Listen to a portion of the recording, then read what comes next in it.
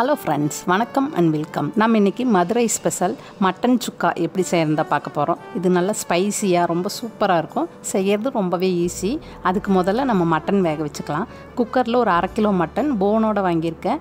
மட்டனை சேர்த்துட்டு கொஞ்சமாக மஞ்சத்தூள், ஒரு 1/2 டீஸ்பூன் அளவுக்கு உப்பு, 1 டீஸ்பூன் அளவுக்கு இஞ்சி பூண்டு பேஸ்ட்டு, 1/2 டீஸ்பூன் மிளகுத்தூள் போட்டுட்டு 1/2 லிட்டர் தண்ணி ஊற்றி நல்லா கலந்துட்டு குக்கருக்கு மூடி போட்டு ஒரு 5 விசில் விட்டு இந்த மட்டனை நல்லா வேக வச்சு எடுத்துக்கலாம். அதுக்கப்புறமா நம்ம ஒரு மசாலா பேஸ்ட் ரெடி பண்ணிக்க போகிறோம். மிக்ஸி ஜாரில் 2 கிராம்பு, 2 பட்டை, 1 டீஸ்பூன் அளவுக்கு கசகசா, 1/2 டீஸ்பூன் அளவுக்கு சோம்பு, 1/2 டீஸ்பூன் அளவுக்கு ஜீரகம், 1 டீஸ்பூன் அளவு மிளகு போட்டுக்கோங்க, 1/2 டீஸ்பூன் அளவு மிளகாத்தூள், ஒரு துண்டு இஞ்சி, ஒரு 10 பல் பூண்டு போட்டுக்கலாம், ஒரு கைப்பிடி அளவு சின்ன வெங்காயம், ஒரு பச்சை மிளகா, கொஞ்சமாக கருவேப்பிலை, கொஞ்சமாக கொத்தமல்லி தழை போட்டு கொஞ்சம் தண்ணி சேர்த்து நல்லா நைஸாக இது மாதிரி பேஸ்ட்டாக அரைச்சி எடுத்து வச்சுக்கலாம். இதுதான் நம்ம சுக்காவுக்கு சேர்த்துக்கிற மசாலா ரெடி ஆகிடுச்சு. இப்போ மட்டனும் வெந்துடுச்சு. இப்போ குக்கரை ஓப்பன் பண்ணி பார்த்தோன்னா மட்டன் நல்லா குக் ஆகிருக்கு. இப்போ நம்ம இந்த சுக்காவை தாளிச்சிடலாம்.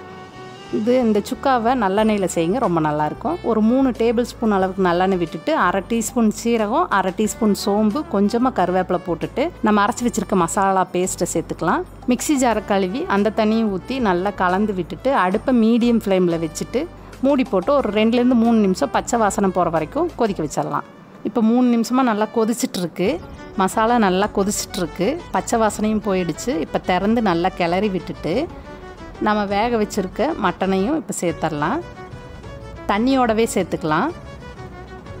மட்டனை சேர்த்துட்டு நல்லா கிளறி விட்டுட்டு ஒரு 15 நிமிஷம் மீடியம் ஃப்ளேமில் இந்த மசாலா நல்லா மட்டனோட கோட்டாகி ட்ரையாக வேக வரைக்கும் வெயிட் பண்ணலாம். இடையில 3-4 முறை திறந்து கிளறி விடுங்க, இல்லைன்னா அடி பிடிச்சிரும். இந்த மட்டன் சுக்கா பார்த்திங்கன்னா மதுரையில் ரொம்பவே ஃபேமஸ். எல்லா வீட்லேயும் செய்வாங்க. ரொம்ப டேஸ்ட்டாக இருக்கும். இது எல்லா சாப்பாட்டோட வச்சு சாப்பிட ரொம்ப சூப்பராக இருக்கும். ஒயிட் ரைஸில் பிசைஞ்சு சாப்பிட்டிங்கன்னா ரொம்பவே நல்லாயிருக்கும். 15 நிமிஷத்துக்கு அப்புறம் மட்டன் சுக்கா நல்லா ட்ரையாக ரெடி ஆகிடுச்சு.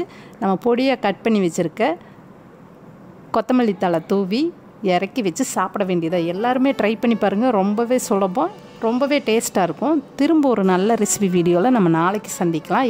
எல்லோரும் ட்ரை பண்ணி பார்த்துட்டு எப்படி வந்துச்சுன்ற ஃபீட்பேக்கை கமெண்ட்ஸில் சொல்லுங்கள். திரும்ப ஒரு நல்ல ரெசிபியில் நம்ம சந்திக்கலாம். அது வரைக்கும் thank you, bye bye, take care.